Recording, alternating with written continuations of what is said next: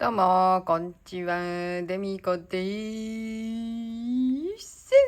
はい。今日は、午前中ね、ちょいとね、お買い物してきまして、はい。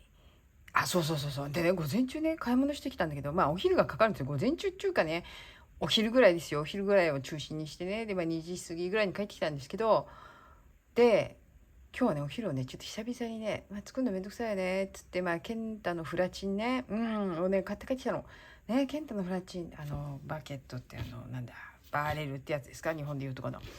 あれをね、買って帰ってきたの、久々にね。でも私ね、いつも思うんだよね。なんでフランスって、日本であるみたいにさ、こう、まあ日本今のわかんないけど、なんか日本ってさ、もも肉なの胸肉なのわかんないけどさ、これちょっと大きいじゃない？こういう、なんか、こういうさ。しかもさ、もうそれは後にしよう。後にするわ。ね。その話は後にする。はい。させん、させん。今日は何日目？ 9 日目。はい。9日目っていうことでね、後半入ってきましたよ。はい。でね、今日ね、さっき言ったでしょ、買い物行ってきたって。買ってきましたよね、追加で。これ。ね。買ってきましたよ。ロットが違うからなんか色が違う感じがすんなと思いつつ、なんかちょっと両方とも濃い感じがする。まあいいか。ね。まあ、そんな気にするほどのことではないけど、なんかこっちがすごい濃い気がする。まあロットっつうのはそういうもんですから。はいはいはいはい。まあでもね、まだね、あるんで、まだ、使い差しのやつがあるんでね、こっちでね、使い差しの方でやってくんですけど、ですね、じゃあ今日は何をやるかっていう話ですよね。今日は9日目なので、これですわ。ね、これ。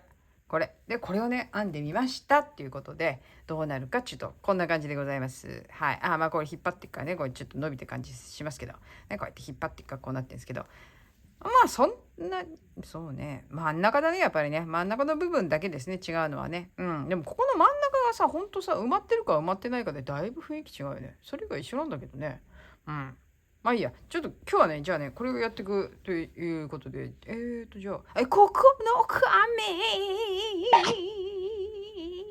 はい。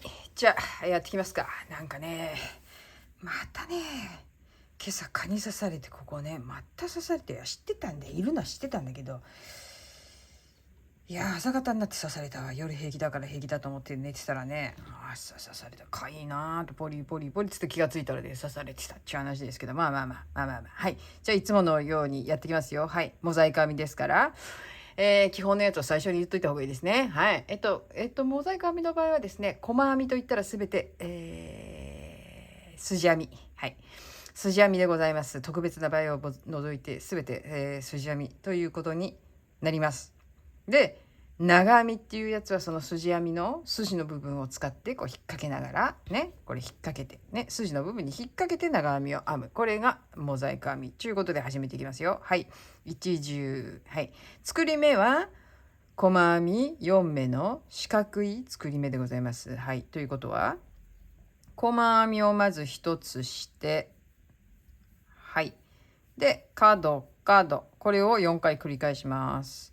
細編み編んで、角。細編み編んで、角。細編み編んで、角。はい。これで4つかな。はい。4つ。はい。で、今回はね、このまんまこうくっついて編んでるので、今回は切らずにそのまま続けて編んでいきます。はい。どこに針を入れるかっていうと、最初に細編みを作ったところの頭ですね。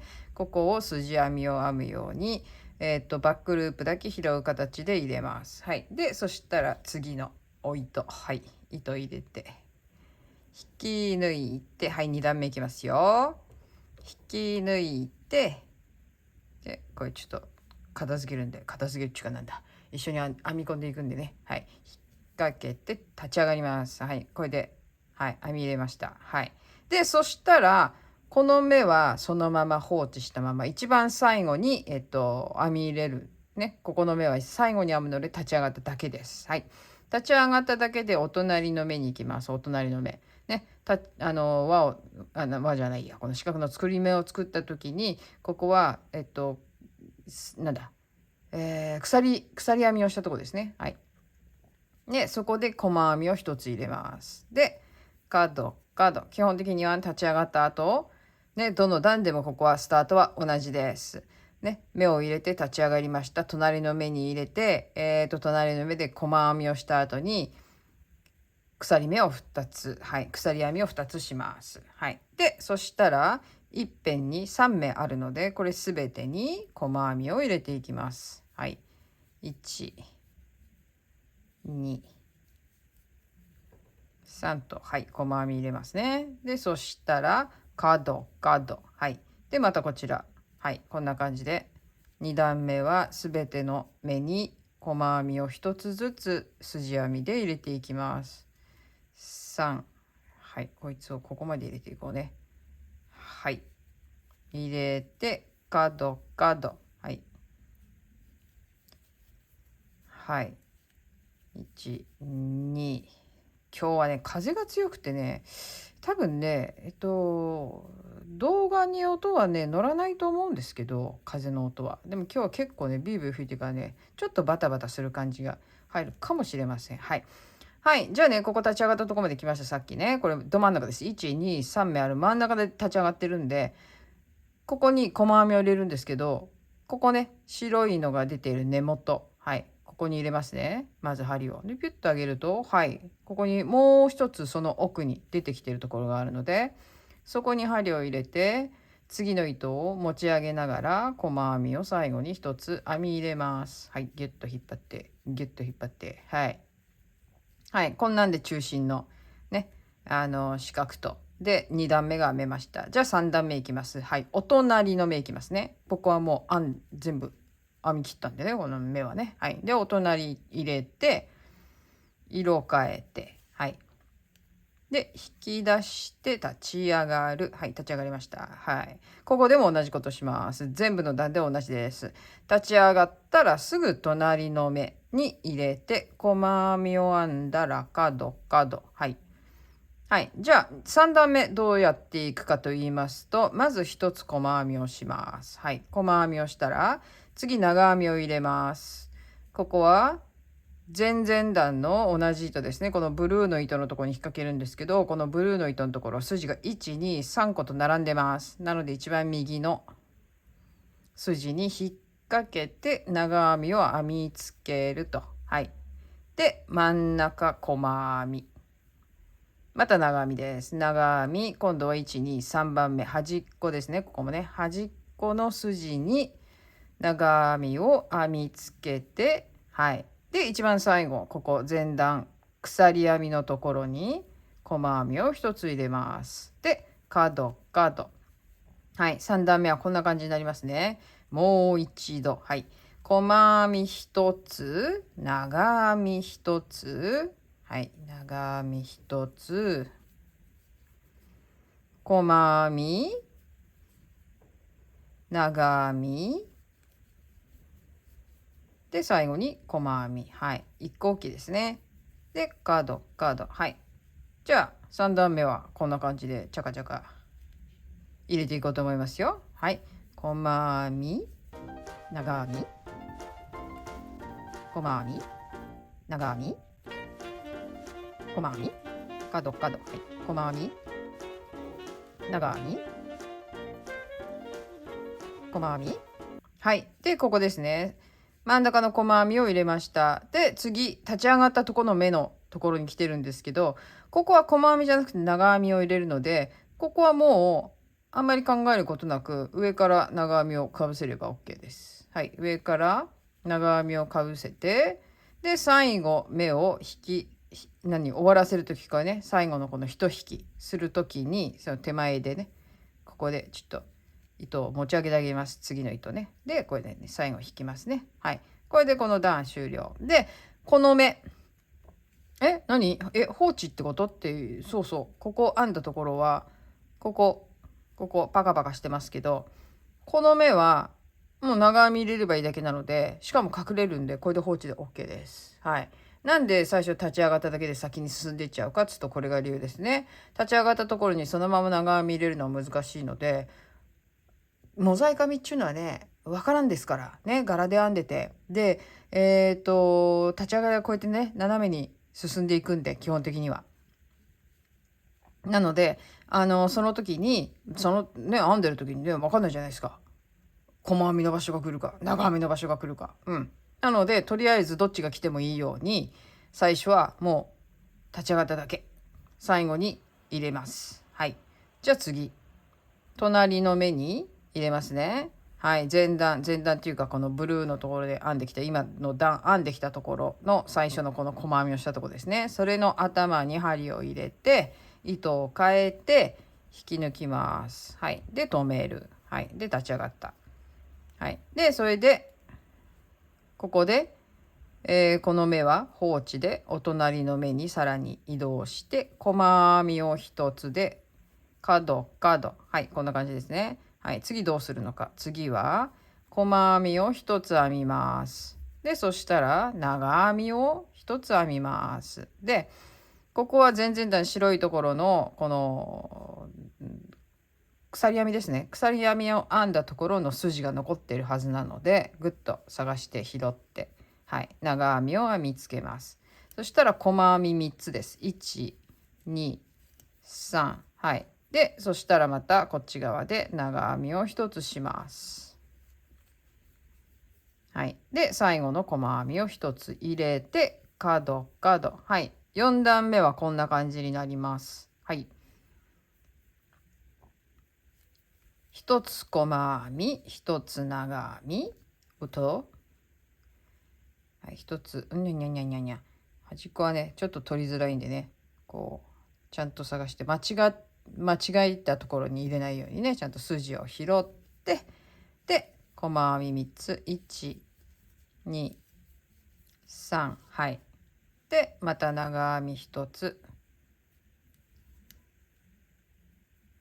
はい。はい。で、最後に細編み、角。はい。じゃあ4段目、こんな感じで編んでいきます。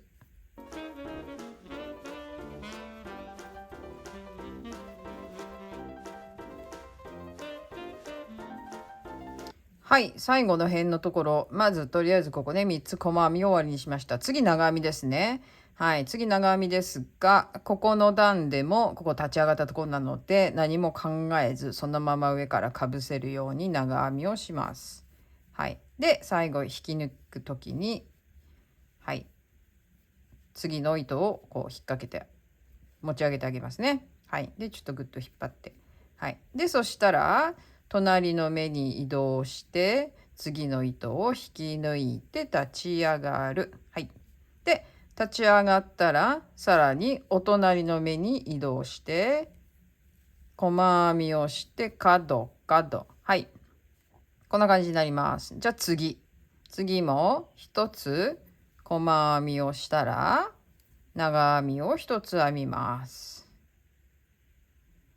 はい。長編みを入れて、次、細編みを5つ。1、2、3、4、5。はい。で、長編みを1つ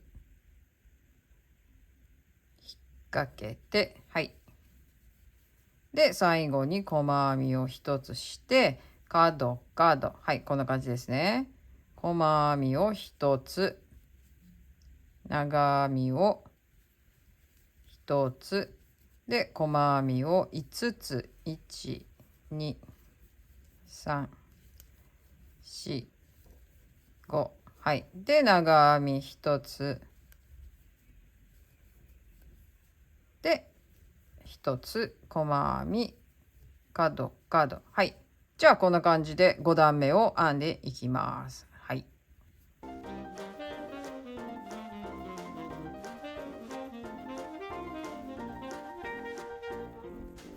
はい。じゃあ、ここ、細編み5つしてきました。ここの目も最後のところ、立ち上がったところは長編みでかぶせればいいので、そのままかぶせます。で、最後の一引きで引っ掛けて、はい、閉じます。はい。で、ギュッと引っ張って。はい。で、そしたら、糸チェンジ。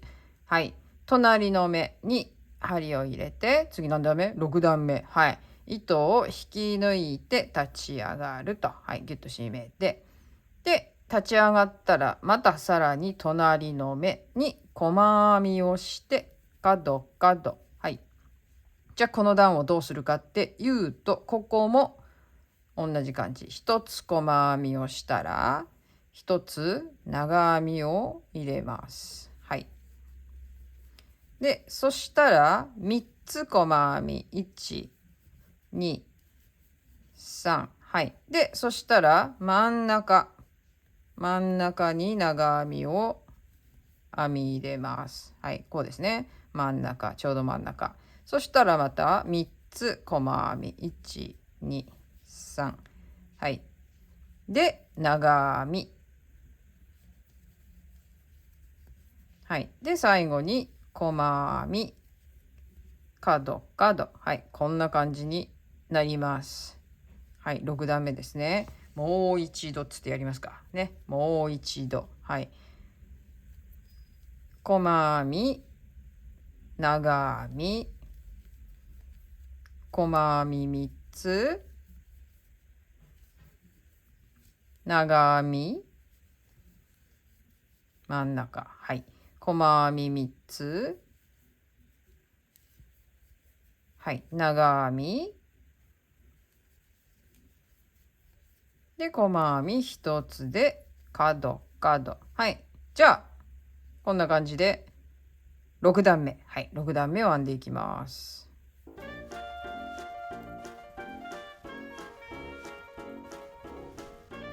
はい。ここ、細編みを3つ編んできました。ここの段も同じように立ち上がったところに上から長編みを入れますね。かぶせるように長編みをして最後の目の引き抜くところで持ち上げて止める。はい。で、ギュッと引っ張って、はい。こんな感じで6段目が終わりました。はい。次、7段目。お隣の目に針を入れて引き抜いて立ち上がる。はい。はい。で、そしたら、またさらに、お隣の目に行って、細編み1つで、角。はい。で、ここもまた同じ。1つ細編みをしたら、すぐに長編み。はい。はい。長編みをします。で、そしたら3つ細編み。1、2、3。はい。3つ細編みをしたら長編みをします。はい。長編み。で、ここ1つ細編み。真ん中に1つ細編みをします。で、そしたらまた長編み。まあ、白いのを囲ってあげる感じですね。はい。で、そしたら3つ細編み。1、2、3。はい。で、長編み。はい。で、最後に細編みをして角。はい。ここは結構下ろしますね。4箇所。4箇所長編みで下ろしていきます。はい。角1つ細編み。端っこ。はい。次長編み。で、3つ細編み。1、2、3。で、長編み1つ。真ん中細編み。はい。で、また長編み。はい。で、細編み3つ。1、2、3。はい。で、最後、長編みを1つ入れて、一番最後の細編みに角。はい。7段目、こんな感じになります。はい。じゃあ、このまま普通に編んでいこうと思います。はい。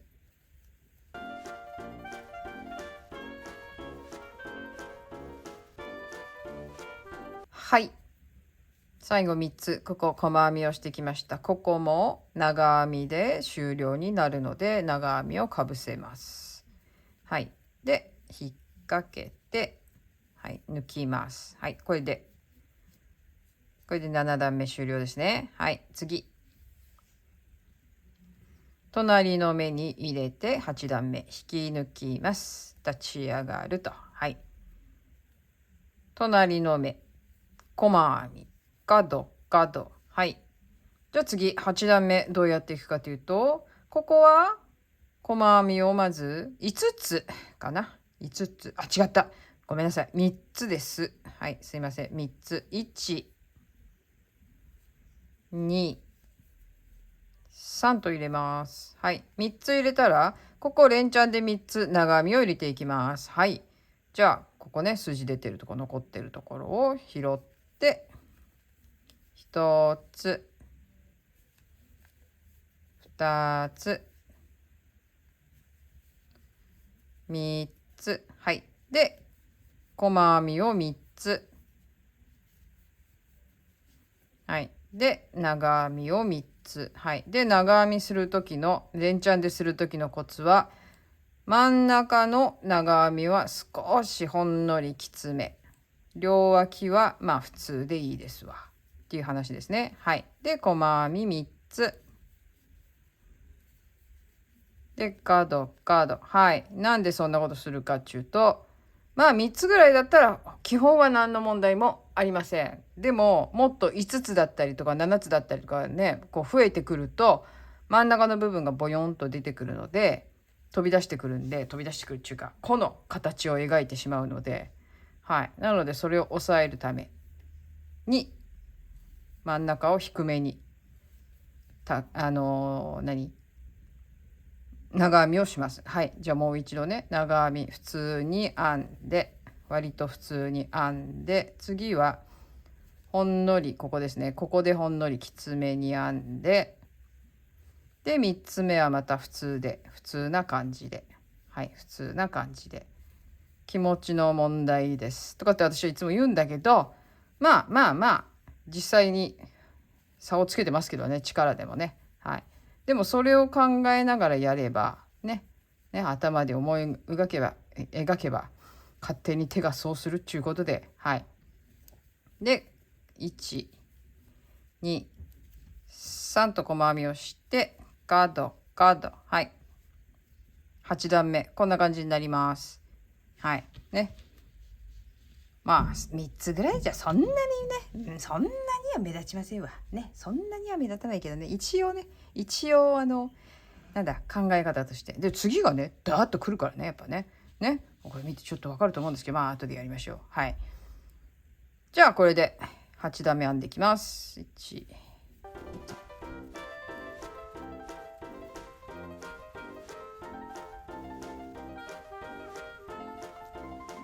はい、3つ長編みをしてきました。最後のところですね。そしたら、あと残り1つ細編みができるので、細編みをします。で、この段は、立ち上がったところ、細編みを入れるところなので、一番最初でやったのと同じように、この白いのが出てきている根元ですね。まずここの目に入れて、くってあげたら白いのが、ここから出てきてるかっつんで、ここにブスッと刺して、次の糸引っ掛けて、細編み。はい。で、ギュッと引っ張ります。はい。はい、こんな感じで8段目ができました。はい。じゃあ次、9段目。はい、糸変えてブスッと刺して引き抜きます。で、立ち上がる。はい、立ち上がったらすぐお隣の目に入れて、細編みで角。はい。で、ここ。9段目ですね。9段目はどうするのかというと、1つ細編みを入れます。あ、ちょっと待ってね。ちょっと緩くなっちゃったからね。はい。細編みを入れます。はい。で、そしたら、一つ長編みを入れます。そしたら、ずっと細編みです。はい。何個だろうね。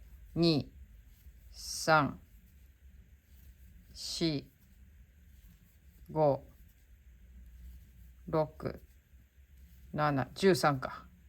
8、9、10、11、12、13。はい、13ですね。13個細編みを入れたら端っこの方に来るんで、ね、角っこのとこ、ね、前々段の角っこですね。ここに長編みを1つ入れて、最後に細編みをして角。はい、そんな難しいことございませんね、この段はね。はい。じゃあ、こんな感じで9段目を編んでいこうと思います。1つ細編みをして長編み。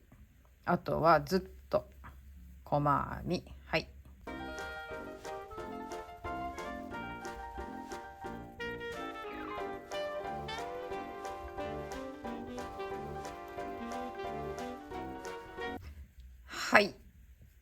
ね、ここ立ち上がった目の手前のところまで編んできました、細編みをね。で、この立ち上がったところ、今回は長編みですね。ここも長編みを入れるところになるので、かぶせるように長編みを最後編み入れます。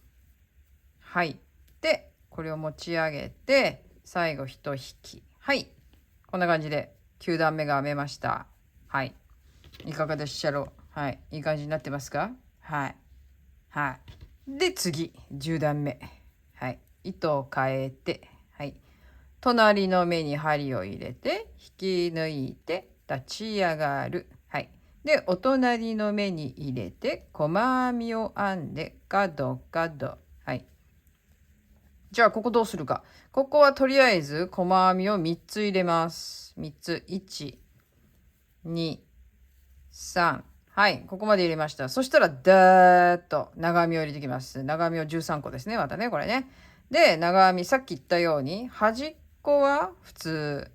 まあ、2個目も、まあまあ、普通。3個目も、まあ、普通でもいいかな。でも4個目は少し、ちょっと、きつめにすっかな。はい。5つ目もきつめ。ほんのりきつめ。で、6つ目ぐらいからは、ちょっときつめよ。ね、7つ目は完全にきつめだわ。はい。抜けちった。はい。抜けちゃうんだわね。これギュッと引っ張るから、ちょっとここでね。はい。7つ目きつめ。で、8つ目は、まあ、ちょいきつめ。9つ目もちょいきつめ。で、10個目、まあ、ちょっと緩めてもいいかな。はい。で、11個目、まあ、もうちょっと緩めてもいいかな。はい。で、12個目、まあ、普通な感じ。で、13個目、まあ、普通ですわ。はい。な感じで編みますね。こういう感じでね。で、角っこまで細編みを3つ入れて、角。はい。こんな感じです。はい。少し真ん中をね、きつめに編みます。そうすると、ボワーンとならずに、ね、こうまっすぐ、割とまっすぐな感じになりますね。これ見ていただけると、まあ、そうならないようになるべくならないように編んでるんですが、ほんのりこれ、ボワーンってなんかちょっと、ってなってる感じがしませんか？おーっと、こうね、緩やかに描くような。まあ、このぐらいだったらまあごまかせるでいいんですけど、これが気抜いてやると、ちょっと無理やりやりますけど、まあまあこんな感じになるんですね。気抜いてやると。うん、マジで。はい。なので、これをなるべく軽減させるために、そういう編み方をしてます。毎回言ってますけど。はい。毎回説明してるね。はい。一応ね、ほら、初めての人もいるかもしれないから、ということでございますよ。はい。じゃあ、そんな感じでこの段、10段目をね、やっていきたいと思います。ね、これ最初は普通な感じっていう感じでね、こう自分で意識しながら編んでてくださいね。じゃないと、後で、あらっていうこと、かっちょ悪いかも、みたいなことになりますんでね。はい。じゃあ、そんな感じで長編みを頑張って編んでください。はい。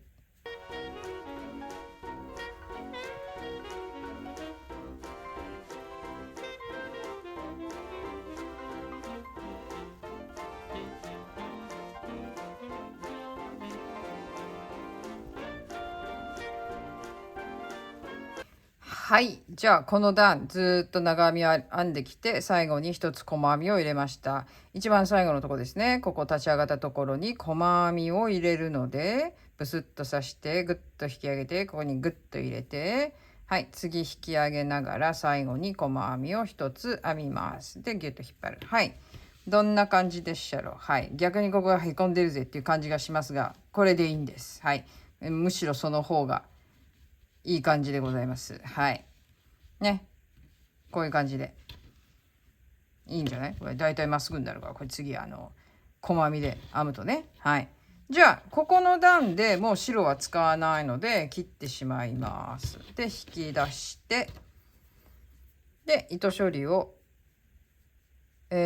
鎖目を作る、閉じ方をしますね。なので、ここの一番最後の細編みの頭に新しい頭を作ってあげるので、その隣ですね。その隣に針を入れます。はい。で、ここで目を作ってあげます。鎖編みじゃねえや、なんだっけ、鎖目の閉じ方。はい。で、戻して、で、頭をきれいにね、こう作ってあげたら、こっちに戻します。戻した方が、目が安定してきれいに最後できます。はい。ね、で、調節して、で、そしたら、こっちの方に流して、あとは一緒に巻き込んでいきますね。はい。これで、なんだ、10段目ができました。次、11段目が最後の段になります。11段目、今、頭作ってあげたところですね。ここに針を入れて、ね、後ろの目取るためにね。で、ここはちょっと2本取っちゃってもいいですよ。もともとあったやつと一緒にね。はい。こんな感じで拾ってもらって、立ち上がって止めます。はい。で、そしたらすぐ隣の目に行って、細編みを編んで、角。はい。で、ここはもう最後の、縁ですね。言ったら縁のところなので、で、ここはもうひたすら細編みをしていくだけです。筋編みで細編みをひたすらしていくだけなので、これで一周ぐるっと回ってきます。はい。じゃあ、もうチャカチャカいっちゃいますね。はい。最後の11段目は、ひたすら細編みです。一目に一つずつ筋編みで細編みをしていきます。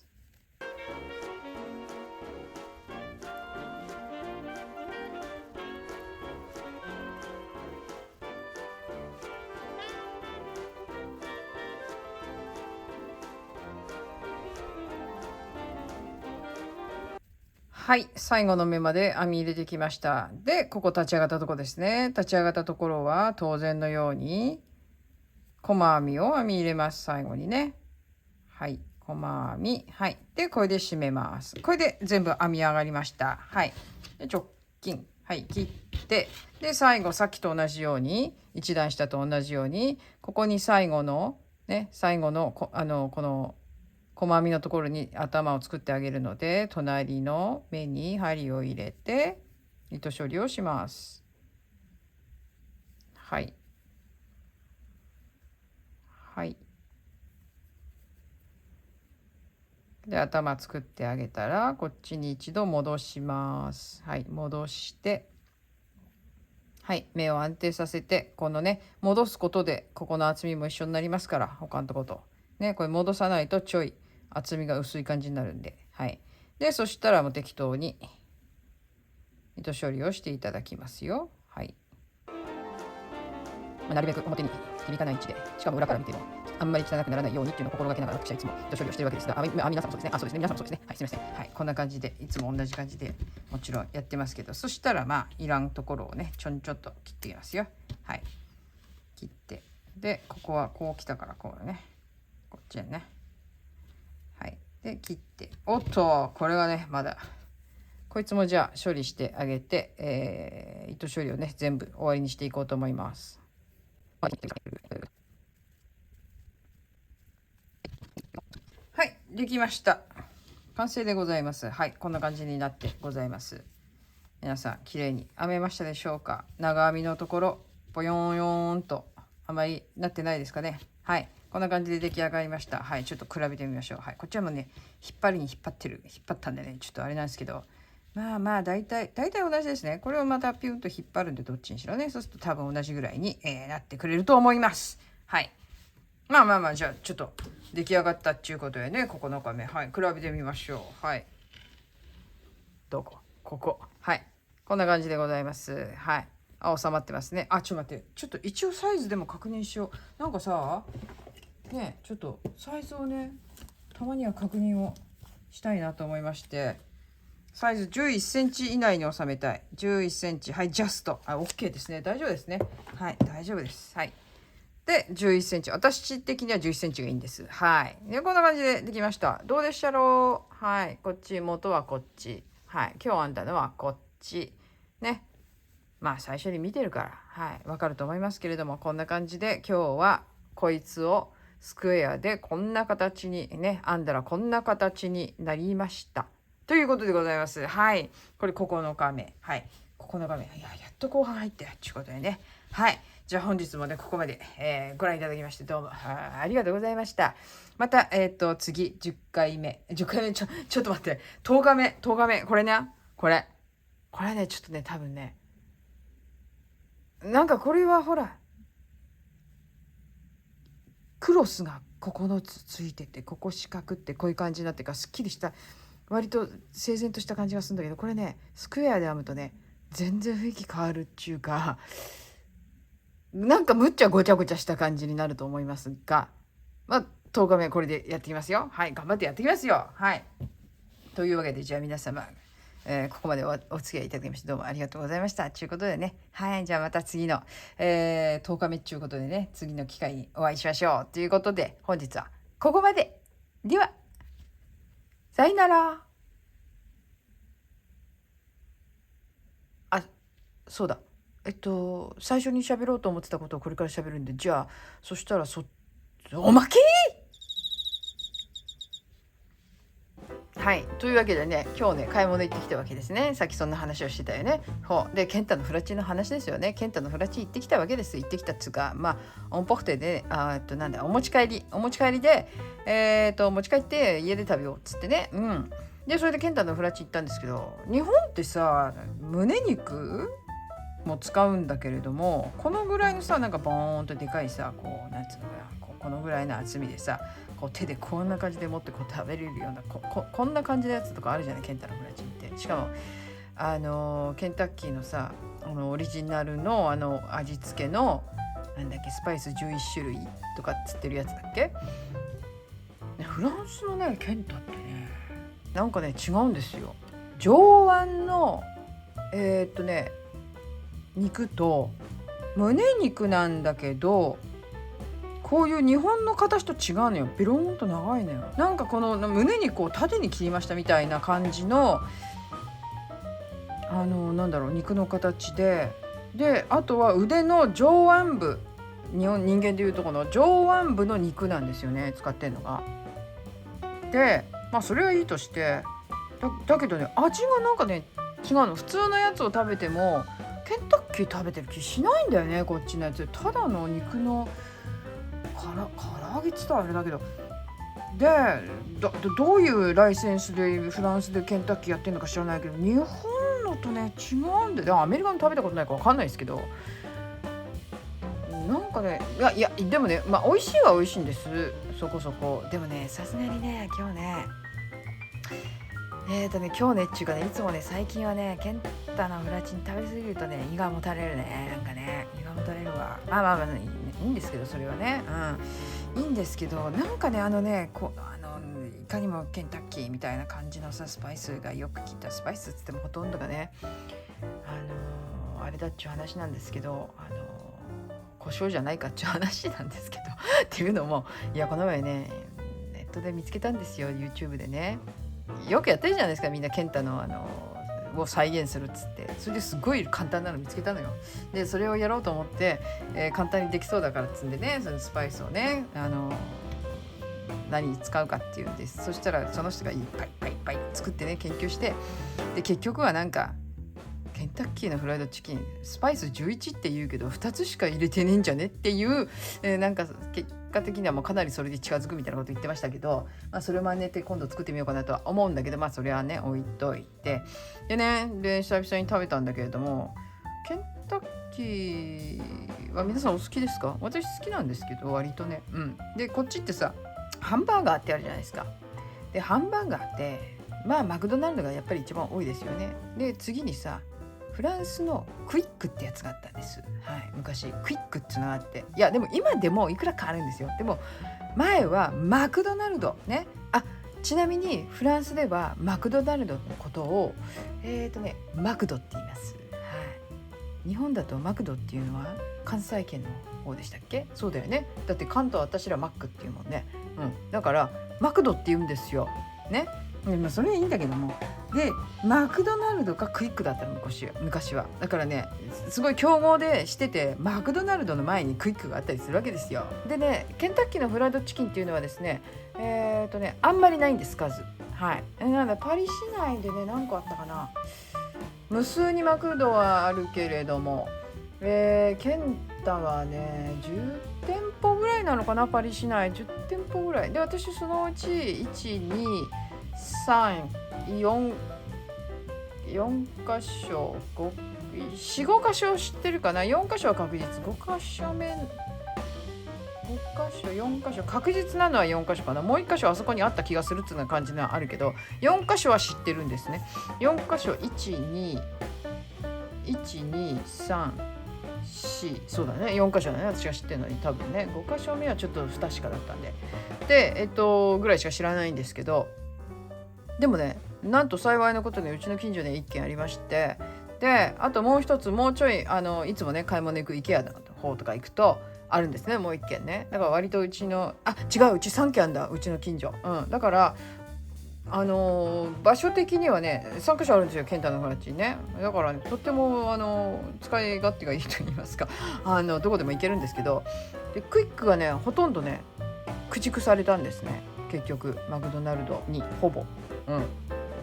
だけど撤退したんだけど、でも細々と続けてんの。細々と続けてるんだけど、クイックがどんどん減ってって、で店舗が少なくなったところに一度撤退した、その前にすでに撤退していたバーガーキングが戻ってきたんですよ、また。よくあんだよフランスって。前はあったのになくなったと思ったらまた戻ってくるっていうね。イギリスのスーパーのマーク&スペンサーもそうなんですね。以前あったのに一回撤退して、ほいで戻ってきた。でバーガーキングも戻ってきて、で以前クイックだった店が今ほとんどバーガーキングになってるっていう。私ねでもね言ったらね、マクドよりもバーガーキングの方が好きですね。バーガーキングの方が美味しいなと思うんだよね。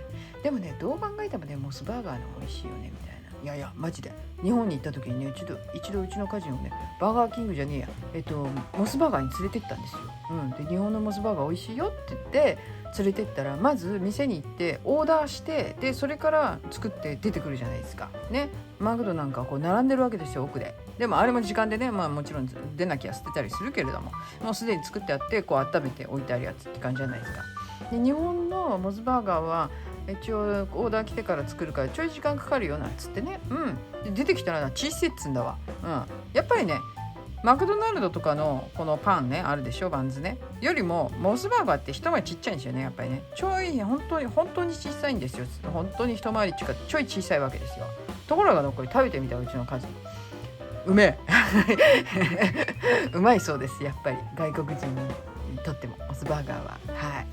なのでね、日本帰ったらいつもモスバーガー食べたいと思ったんだけど、うちの近所ってか割と近場にあったモスバーガーが撤退しましてなくなりましてね、一番近場のモスバーガーがね車でね、20分ぐらいかかるところになっちゃいまして、以前はねもう10分行くか行かないかにあったんだけれどもね、モスバーガー撤退したらあれは痛かったな。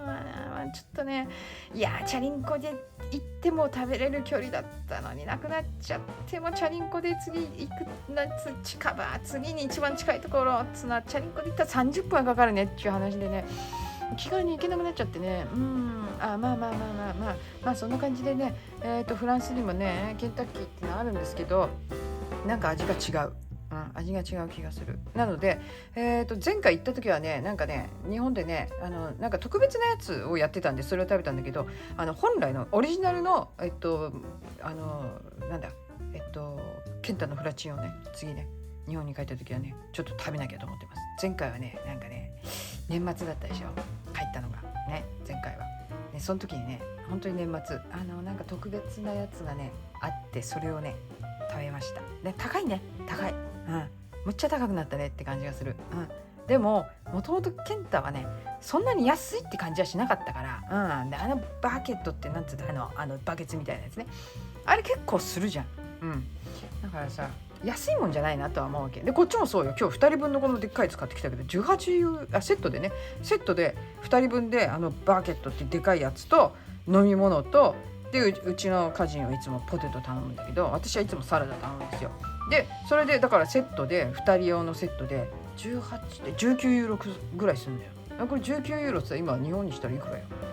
日本円にしたらいくらか安くなったとしても2800円ぐらい。むっちゃ高いよね。2人で2800円よ。だから1人でメニュー頼んだら普通に8ユーロ9ユーロだからね、言ったら1300円1400円するわけですよ。むっちゃ高いよ日本円にしたらむっちゃ高いよ。今日本円でいくらですかね、ケンタッキー行くとね、分かんないですけど、ハンバーガーマクドナルドもちなみにそれぐらいします。マクドナルドも8ユーロぐらいします。普通に 8.5 とか 7.9 とか 8.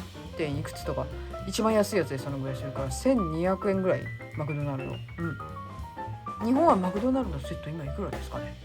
ネットで調べろ。そうですか。はい、わかりました。じゃあ今度調べてみます。はい。というわけで今日はケンタのフラチンを久々に食べました。ちょっと胃がもたれてます。まあ、はい。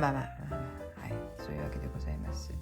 久々に食べている時は美味しいと思って食べてましたけど、オリジナルのスパイスとはちょっと味が違うんだよなっていうぼやきでございました。はい、そんなのにこんなに長いおまけ使ってすいません。はい、じゃあそういうことで、はい、じゃあね。